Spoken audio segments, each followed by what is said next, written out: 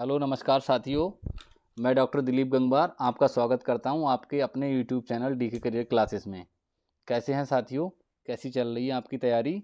जैसा कि मैं BSc first year theory classes आपको देना शुरू करा हूं यूट्यूब चैनल पे, तो ये आपका आज सेकंड क्लास है बीएससी फर्स्ट सेम बायोलॉजी में, बॉटनी में, जो कि हमारा टीएमबी वायरस से है। ठीक है बेटा, आप स्क्रीन पे देख रहे हैं टीएमबी, फुल फॉर्म है टीएमबी की टोबैको मोज़ेक वायरस, यानी ये तंबाकू के प्लांट पे लगने वाला एक वायरस है जिसको हम लोग टोबैको मोज़ेक वायरस के नाम से जानते हैं।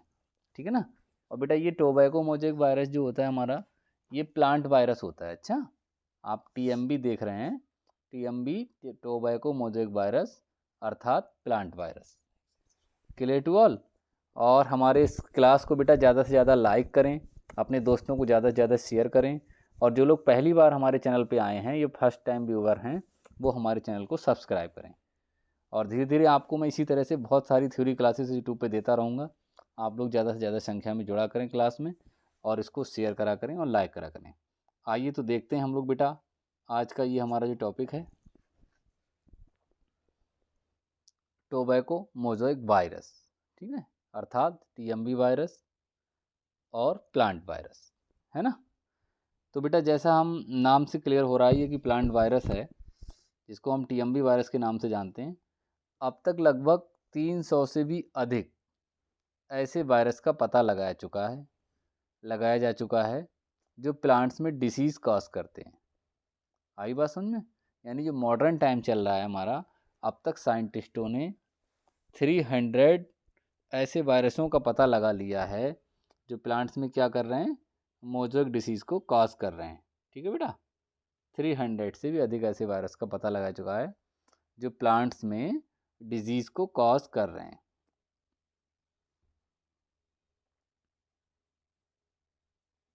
Clear to all.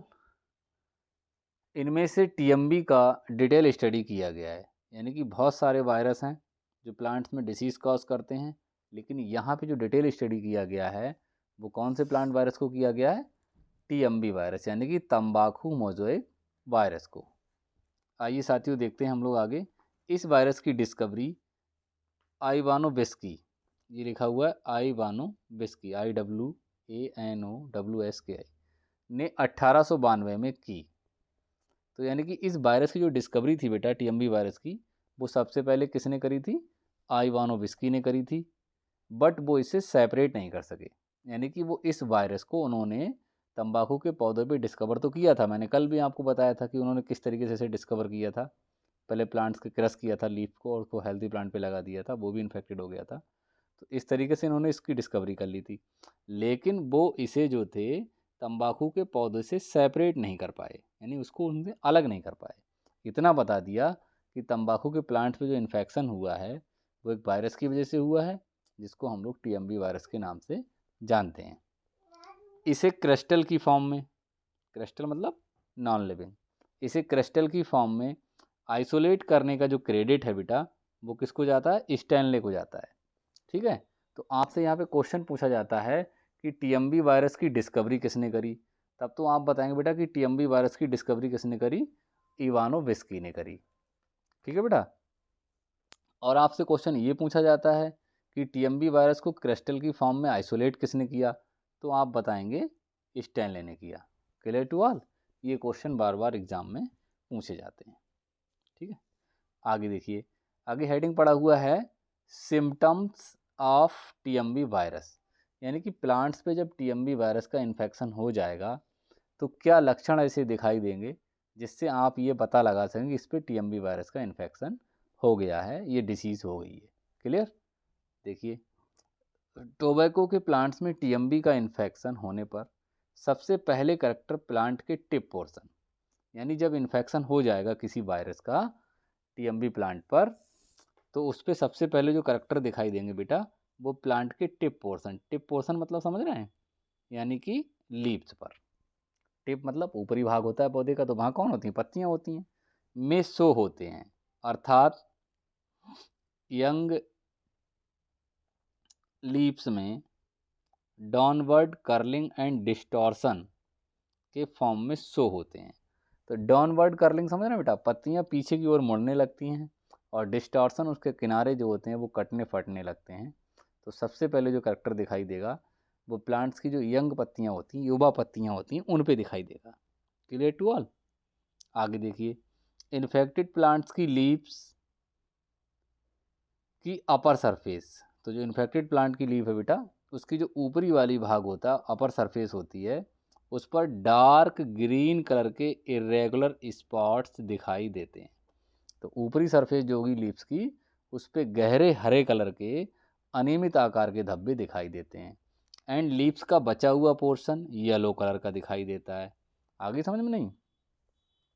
तो कुल मिला के जब इस पे इन्फेक्शन टीएमबी वायरस का हो जाएगा बेटा टीएमबी की पत्तियों पे, तो टीएमबी की जो पत्तियों की ऊपर वाली सरफेस होती है, ऊपरी भाग होता है, वो गहरे हरे कलर का दिखाई देगा, बड़े बड़े चकत्ते इरेगुलर स्पॉट्स दिखाई देंगे, और बीच बीच में येलो कलर के धब्बे भी दिखाई देंगे। तो इस तरह के जो करेक्टर्स होते हैं वो टीएमबी वायरस के इन्फेक्शन से होते हैं। यहाँ पे देखो बेटा, एक नोट लिखा हुआ है, नोट को जरूर देखा करो। जब ग्रीन लीफ की सरफेस पर कुछ येलो और वाइट कलर के स्पॉट्स शो होने लगते हैं, तब इस कंडीशन को मोज़ेक कहते हैं। जैसा कि नाम से क्लियर हो रहा है, टीएमबी तंबाकू मोज़ेक वायरस। तो मोज़ेक का मीन समझ रहे हैं आप लोग, यानी ग्रीन लीफ की सरफेस पर येलो और वाइट कलर के स्पॉट्स शो होने लगे, स्पॉट्स मतलब धब्बे। तो इस कंडीशन को हम लोग क्या कहेंगे? मोज़ेक कहेंगे। Clear to all. पूछा जाता है मोज़ेक से आप क्या समझते हैं। आगे देखो स्ट्रक्चर। अब हम लोग बेटा यहाँ पे टीएमबी के स्ट्रक्चर की बात करेंगे कि टीएमबी का स्ट्रक्चर किस तरह का होता है। तो लिखा हुआ है बेटा, टीएमबी लॉन्ग, थिन, सिलेंड्रिकल होते हैं। यानी ये वायरस साइज में लंबे होते हैं, पतले होते हैं और सिलेंड्रिकल बेलनाकार होते हैं।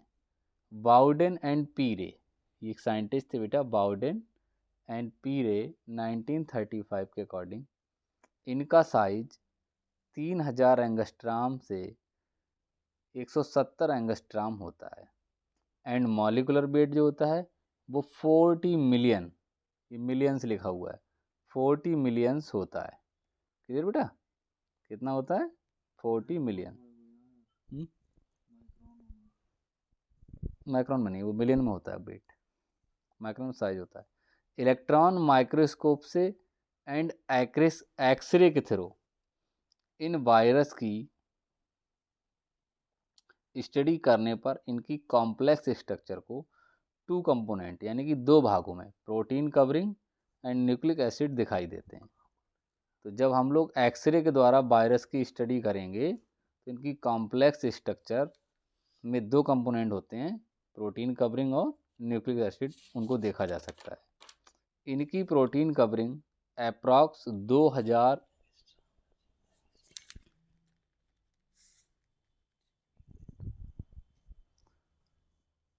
इसमें जो बेटा हम बता रहे थे आपको कि प्रोटीन कवरिंग और न्यूक्लिक एसिड दिखाई देते हैं, इनकी प्रोटीन कवरिंग में अप्रॉक्स 2103 सब यूनिट्स होती हैं, जिन्हें हम लोग क्या कहते हैं? कैप्सोमियर कहते हैं। मैं ये बात 3 दिन पहले क्लास में पूछ रहा था कि बताइए किसी भी टीएमबी वायरस में कैप्सोमियर की नंबर कितनी होती है। तो ये कैप्सोमियर की नंबर लिखी हुई है 2130। Clear to all. जिनको हम लोग कैप्सोमियर सब यूनिट्स के नाम से जानते हैं। इन सभी कैप्सोमियर की स्ट्रक्चर सेम होती है, यानी कि वो एक समान होते हैं, और सभी का मॉलिक्यूलर वेट 18,000 एंगस्ट्राम होता है। प्रत्येक कैप्सोमियर 158 अमीनो एसिड की चैन है। आपसे ये पूछा जाता है बेटा कभी कभी कि कैप्सोमियर में कितने अमीनो एसिड की चैन पाई जाती है। तो प्रत्येक कैप्सोमियर जो होता है 158 अमीनो एसिड की चैन होता है। Clear to all. आगे देखो, प्रत्येक वायरस में कैप्सोमियर की 130 हेलिक्स होती हैं और एक हेलिक्स में 16.5 कैप्सोमियर होती हैं। क्लियर? कितनी होती हैं? 16.5 कैप्सोमियर होती हैं। क्लियर? टीएमबी में सिंगल स्टैंडर्ड आरएनए पाया जाता है। ये बहुत ही इंपॉर्टेंट पॉइंट है। यहाँ पे आप लोग जो है बेटा एक वो लगा लें अपना स्टार। आपसे पूछा जाता है कि टीएमबी में कौन सा जेनेटिक मटेरियल पाया जाता है। तो टीएमबी में बेटा जेनेटिक मटेरियल होता है वो आपका सिंगल स्टैंडर्ड आरएनए होता है। अच्छा, या कभी कभी आपसे पूछता है कि प्लांट वायरस में किस तरह का जेनेटिक मटेरियल पाया जाता है। तो याद रखिएगा टीएमबी वायरस जो है बेटा वो प्लांट वायरस है जिसमें क्या पाया जाता है, सिंगल स्ट्रैंडेड आरएनए पाया जाता है। जैसा कि आप यहाँ डायग्राम में देख रहे हैं, ये आरएनए हेलिक्स है बेटा, जो सिंगल स्ट्रैंडेड आरएनए है, ठीक है। इसके चारों तरफ बहुत सारी कैप्सोमियर की सब यूनिट लगी हुई हैं, जिनकी नंबर हम अभी आपको बता रहे थे 2130 होती है। ये सब कैप्सोमियर की सब यूनिट्स हैं जो प्रोटीन और न्यूक्लिक एसिड की बनी होती हैं, है ना।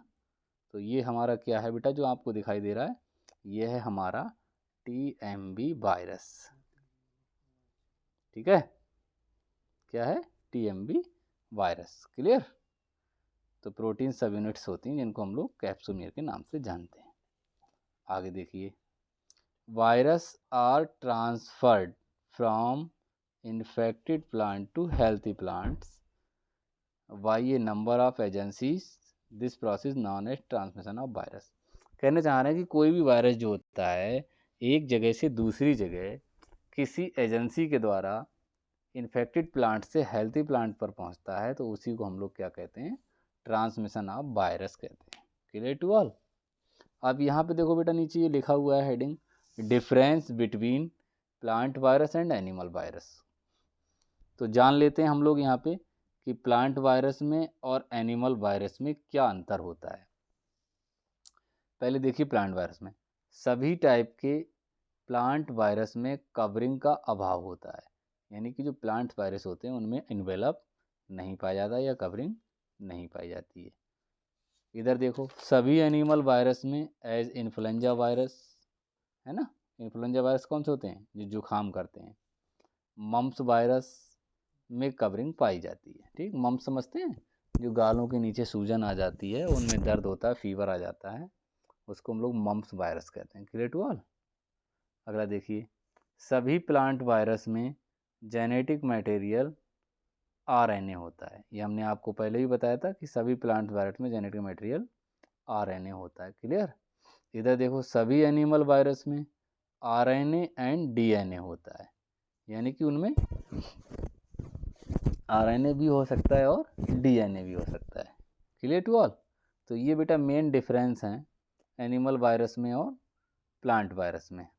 अब यहाँ पे एक नया टॉपिक इसी से संबंधित है, वायरस से ही, जो मैं अभी बता रहा था कि कोई भी वायरस एक हेल्थी प्लांट से या इन्फेक्टेड प्लांट से हेल्थी प्लांट पर किसी एजेंसी के द्वारा पहुँचता तो उसको हम लोग क्या कहते हैं, ट्रांसमिशन ऑफ वायरस कहते हैं। ट्रांसमिशन ऑफ वायरस का मतलब होता है बेटा किसी वायरस का एक जगह से दूसरी जगह जाना। तो कोई ना कोई माध्यम चाहिए जब उसको एक जगह से दूसरी जगह भेजा जाता है या वो जाता है, तो उसी को हम लोग क्या कहते हैं, ट्रांसमिशन ऑफ वायरस कहते हैं। देखो लिखा है, वायरस नॉन मोटाइल होते हैं, ये अपनी सर्वाइवल एंड सुटेबल होस्ट की खोज में एक प्लांट से दूसरे प्लांट्स पर पहुंच जाते हैं। यानी कि उनको जीवन जीने के लिए हमेशा एक सर्वाइवल और सुटेबल होस्ट चाहिए होता है, जहाँ पे वो अपनी लाइफ को गुजार चुके हैं और वहाँ से न्यूट्रिशन को ले सकें। तो this process is known as transmission. एक जगह से दूसरी जगह जाने की जो प्रक्रिया है उसी को क्या कहते हैं, ट्रांसमिशन कहते हैं। ठीक है बेटा। अब ट्रांसमिशन जो होता है वायरस का वो फॉलोइंग टाइप से होता है। आइए देखते हैं कौन कौन से टाइप हैं। देखो यहाँ पे 8-9 हमने हेडिंग लिखे हुए हैं जिनके माध्यम से वायरस एक जगह से दूसरी जगह ट्रांसफ़र होता है। नंबर 1 है बेटा बाई सॉइल, ठीक है ना। पहला नंबर क्या है, बाई सॉइल, मिट्टी के द्वारा, अभी बाद में मैं एक्सप्लेन करूँगा। नंबर 2 है बाई सीड्स, बीज के द्वारा। बाई ग्राफ्टिंग, जो कलम होती है। बाई रबिंग, एक दूसरे से रगड़ के। बाई सेल सैप, जो सेल का जूस होता है। बाई एग्रीकल्चर टूल्स, जैसे हमारा हैरो, कल्टीवेटर, हसिया, फावड़ा, ठीक है ना। अगला देखो, बाई वेक्टर, जो वाहक होता है। बाई फंजाई, फंगस के द्वारा। बाई एयर एंड वाटर, पानी और हवा के द्वारा। तो ये सारे बेटा कारक हैं जिनके माध्यम से कोई भी वायरस एक जगह से दूसरी जगह पहुंचता, सॉरी, बाई सॉइल। यहाँ पे हम लोग बात करते हैं बाई सॉइल, मिट्टी के द्वारा।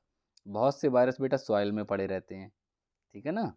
ये प्लांट्स के अंडरग्राउंड पार्ट्स में पाए जाते हैं। तो अंडरग्राउंड पार्ट्स मतलब रूट्स होती हैं, तो रूट्स कहाँ होती हैं, सॉइल में होती हैं।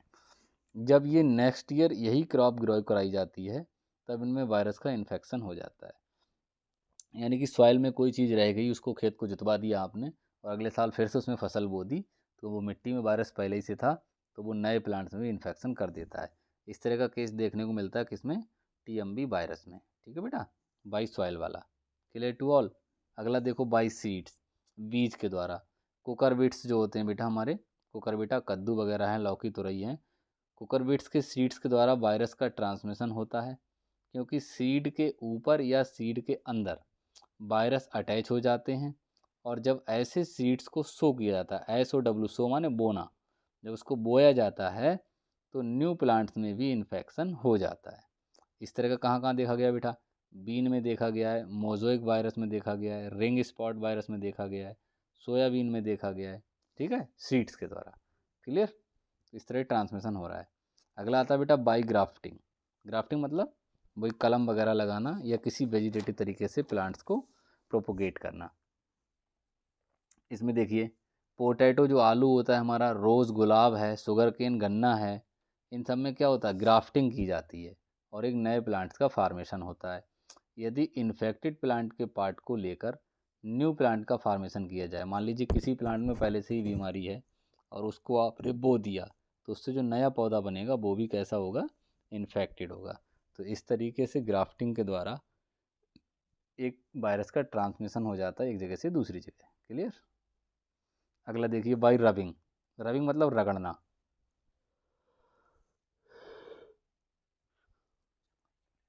फास्ट विंड के द्वारा प्लांट्स आपस में एक दूसरे के साथ टकराते हैं, तो जब हवा तेज़ चलती है तो क्या होता है, पौधे जो होते हैं बेटा आपस में रगड़ जाते हैं, तो जिससे इनकी इपीडर्मिस रप्चर्ड हो जाती है, मतलब पौधों की जो ऊपर त्वचा पाई जाती है, जिसको हम लोग बार्क कहते हैं, छाल जो होती है, वो आपस में रगड़ रगड़ के रप्चर्ड हो जाती है और उनका जो जूस निकलता है, सेल सैप निकलता है, वो आपस में एक दूसरे से अटैच हो जाता है। तो कोई इन्फेक्टेड प्लांट से वो अगर हेल्थी प्लांट के साथ रगड़ रहा है तो एपिडर्मिस रप्चर्ड हो जाएगी और इन्फेक्टेड प्लांट का वायरस हेल्थी प्लांट पर ट्रांसफ़र हो जाएगा, तो इसको हम लोग ट्रांसमिशन ऑफ रबिंग कहते हैं या बाई रबिंग कहते हैं। अगला आ गया by cell sap. Infected plant के सेल सैप को हेल्थी प्लांट में इंजेक्ट करने पर वायरस का ट्रांसमिशन हो जाता है। मान लीजिए कोई एक इन्फेक्टेड प्लांट है और उसका हमने सेल सैप इंजेक्शन से खींच लिया और किसी हेल्थी प्लांट में इंजेक्ट कर दिया, तो उसका जो इन्फेक्टेड वायरस है बेटा वो हेल्थी प्लांट पे पहुंच जाएगा। Clear to all. यहाँ पे लिखा fungi and bacterial virus easily air and water के द्वारा ट्रांसमिट हो जाते हैं, बट तंबाकू necrosis virus air and water के द्वारा ट्रांसमिट नहीं होते हैं। आया समझ में नहीं, यानी कि फंजाई और बैक्टीरियल वायरस जो हैं वो आसानी से हो जाएंगे। जैसे बैक्टीरियल वायरस कौन सा था अपना, कल बैक्टीरियोफेज था जो बैक्टीरिया पे अटैक कर रहा था, तो वो एयर और वाटर के द्वारा ट्रांसमिटेड हो जाएगा।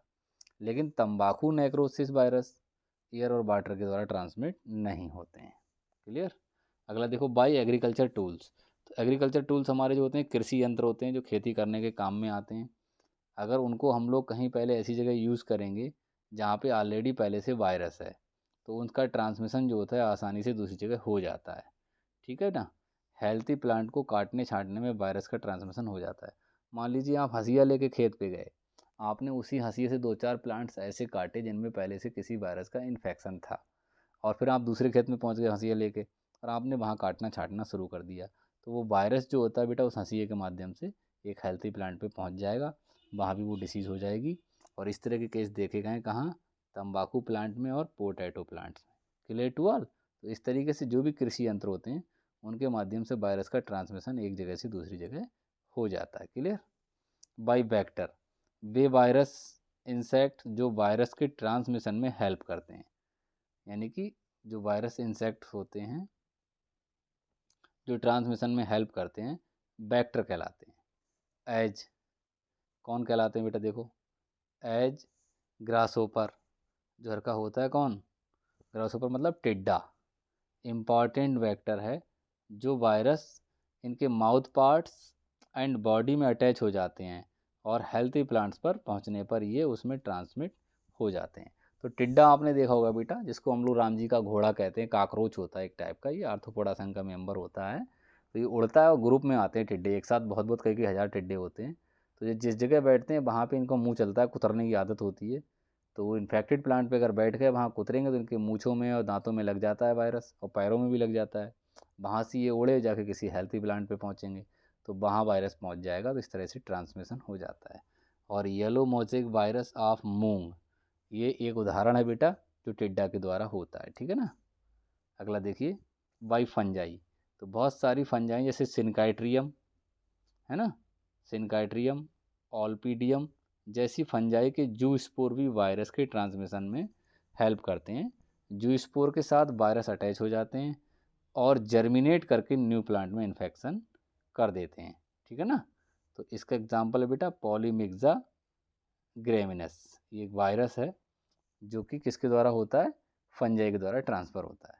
अब कंट्रोल कैसे करें बेटा वायरल इन्फेक्शन को, कंट्रोल की जो बात आई है, use of resistance variety. Resistance variety का मतलब जिनमें रोगों से लड़ने की क्षमता हो, है ना, और वाटर से अगर सूखा पड़ रहा तो उससे लड़ने की क्षमता हो, है ना, ये सब रेजिस्टेंस वैरायटी होती है। क्रॉप रोटेशन जिसको फसल चक्र कहते हैं, तो अगर कोई वायरस एक फसल में लग रहा है तो अगले वर्ष उस फसल को हमें उस खेत में नहीं करना चाहिए, 1-2 साल का गैप कर दें, तब तक हम उसमें कोई दूसरी फसल कर लें, तो इसे हम लोग क्या कहते हैं, क्रॉप रोटेशन कहते हैं। अगला है destruction of plant debris. Destruction of plant debris का मतलब होता है जिस भाग में पौधे के किसी वायरस का इन्फेक्शन हुआ हो, हमें उस पार्ट्स को पौधे से काट के अलग कर देना चाहिए, तो इस तरीके से पूरे प्लांट्स में इन्फेक्शन नहीं फैलेगा। यूज ऑफ इंसेक्टिसाइड, बहुत सारे इंसेक्टिसाइड बेटा आते हैं केमिकल जो इंसेक्ट के मारने में हेल्प करते हैं, क्योंकि इंसेक्ट के द्वारा भी इन्फेक्शन हो रहा था, एक हेल्थी प्लांट पे इन्फेक्टेड प्लांट से इंसेक्ट पहुंच रहे थे, तो जब इंसेक्ट को मार दोगे इंसेक्टिसाइड से तब भी प्लांट का ट्रांसमिशन वायरस का ट्रांसमिशन रुक जाएगा, कंट्रोल हो जाएगा। लास्ट है बेटा रिमूवल ऑफ अल्टरनेट होस्ट, यानी कि कोई जो अल्टरनेट होस्ट होता है वायरस का उसको हमको रिमूव कर देना चाहिए। जब उस वायरस को अपना होस्ट नहीं मिलेगा तो वायरस मर जाएगा, है ना, क्लियर टू ऑल। तो इस तरीके से बेटा जो है हमारा ट्रांसमिशन ऑफ वायरस कंट्रोल हो जाएगा। तो कैसा लगा साथियों आज का क्लास, आप लोग ज़्यादा से ज़्यादा इस क्लास को देखें और ज़्यादा से ज़्यादा दोस्तों को शेयर करें। Thank you thank you thank you, good night.